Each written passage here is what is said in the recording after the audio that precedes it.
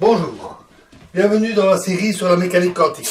Nous allons commencer à voir les modèles qui permettent de décrire l'hélium superfluide.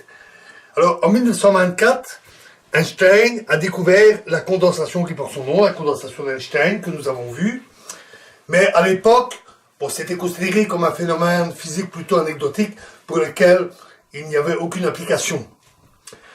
Il est vrai que certaines techniques, comme les condensats de Bose-Einstein, dont j'ai parlé, ont été réalisées très récemment, il y a seulement quelques années.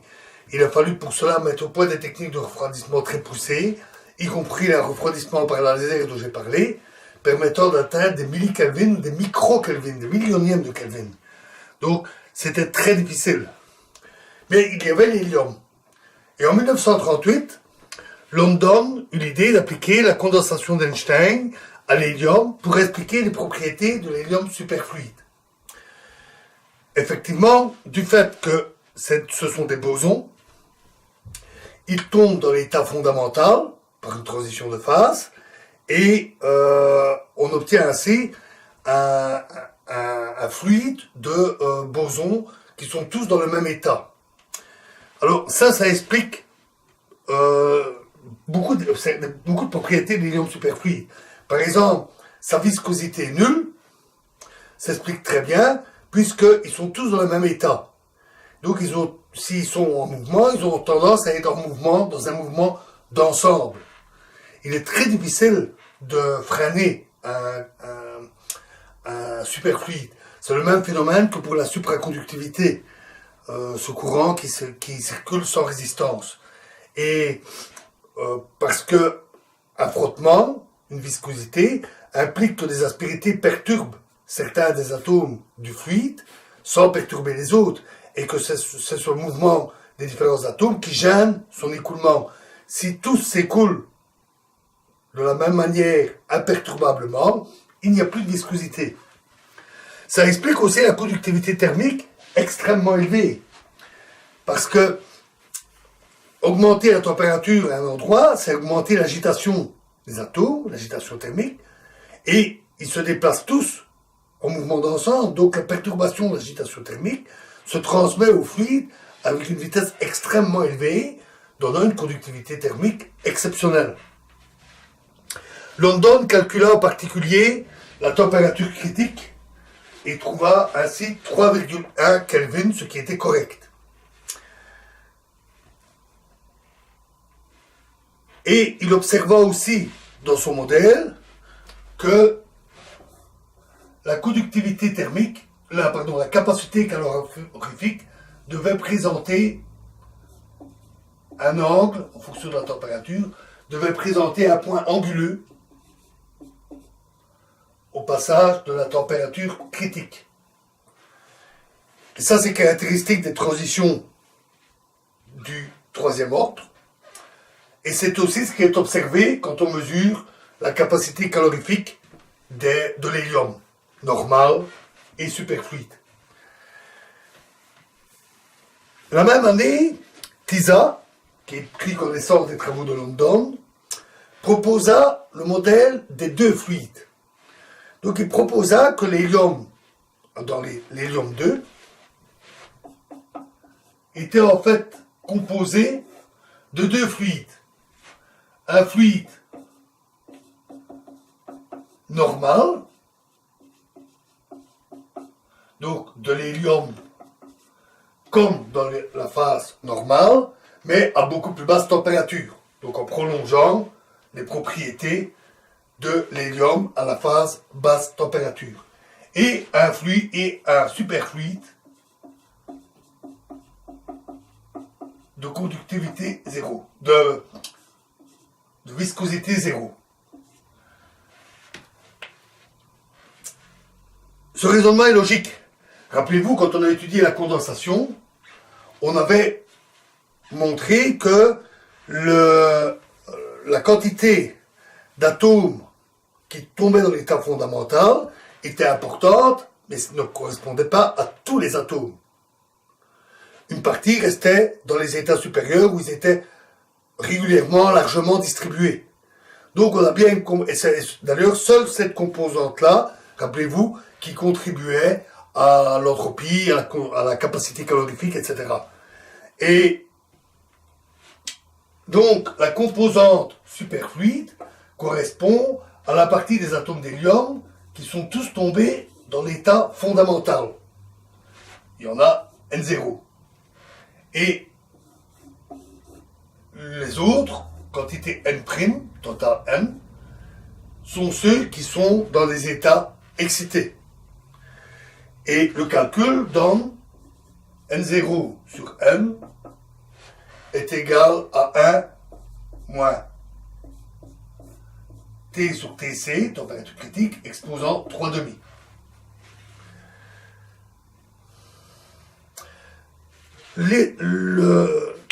La théorie des deux fluides permettait aussi d'expliquer pas mal de choses. Par exemple, les mesures de la viscosité. Dans un tube, on fait circuler le superfluide, l'hélium 2, et l'hélium 2, la partie superfluide, est sans viscosité, strictement sans viscosité. Donc, elle circule librement, indépendamment de la composante du fluide normal. Donc, ensemble, dans le tube, on a du fluide normal, mais l'hélium superfluide étant sans viscosité, lui, il circule très facilement. On montre alors que ce qu'on mesure, ils avancent en parallèle. Ce qu'on mesure en réalité, la viscosité qu'on mesure est donnée par 1 sur état.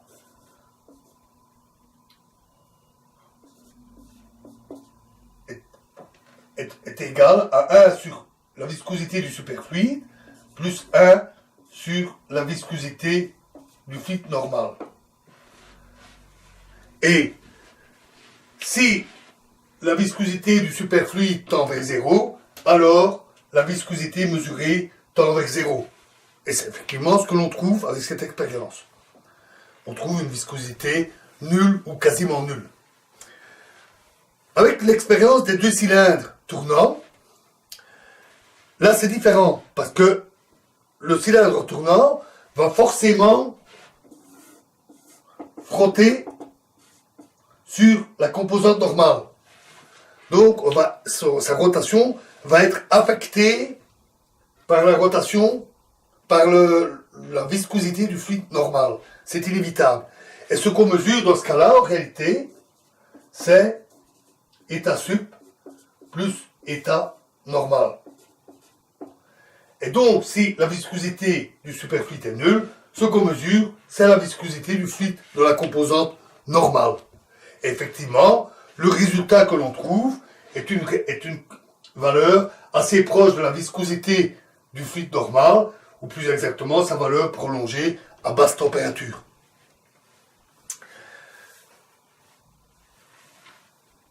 Dont et Mendelssohn, deux scientifiques, en 1939, réalisèrent une expérience intéressante. Ils utilisèrent un bac, plutôt un vase de verre, un grand vase de verre très isolant, contenant de l'hélium superfluide, une partie vide en dessous, avec des petits tubes permettant à l'hélium de s'écouler. Les tubes utilisés étaient des capillaires, c'est-à-dire des tubes fins comme des cheveux. À cause de la viscosité, la composante normale n'arrive pas à passer à travers les capillaires. Ils sont trop fins. Les frottements empêchent le fluide de pénétrer, de circuler dans le capillaire. Par contre, le superfluide étant sans viscosité, il coule sans aucune difficulté. Donc, on devrait retrouver ici une composante plus riche en superfluide. Effectivement, on constate que, avec la formule ici, à la température critique, ceci vaut 0, N0 vaut 0, il n'y a pas de composante superfluide, et au 0 absolu, cette partie disparaît, il reste 1, et donc tout le fluide est dans l'état superfluide. Et donc, en augmentant la quantité de superfluide, on devrait avoir une température plus basse. Et c'est effectivement ce que donc Mendelssohn mesurait. Il mesurait que cette température était largement diminuée. Et la température de la composante restant dans le bloc du dessus, qui s'enrichissait en fluide normal, la température augmentait. Une belle expérience qui confirmait le modèle de Tisa.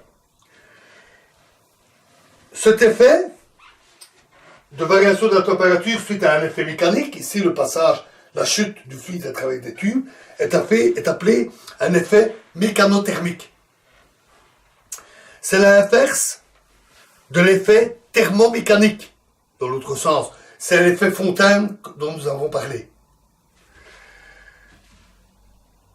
Notons qu'on peut atteindre ainsi des températures assez basses, mais ce phénomène n'est malgré tout pas utilisé pour concevoir des systèmes de refroidissement. Pourquoi? Parce que l'hélium a une capacité calorifique très faible, très faible. C'est donc un très mauvais fluide caloporteur. Si on veut refroidir une substance quelconque, qu'on veut étudier à très basse température, l'hélium ne convient pas très bien. Sa capacité calorifique est trop faible, et en se réchauffant, il absorbe trop peu de calories. Il absorbe trop peu de chaleur, et ne permet pas réellement de servir de fluide de refroidissement. Alors, le modèle de London et le modèle de Tisa ont donc eu des succès importants.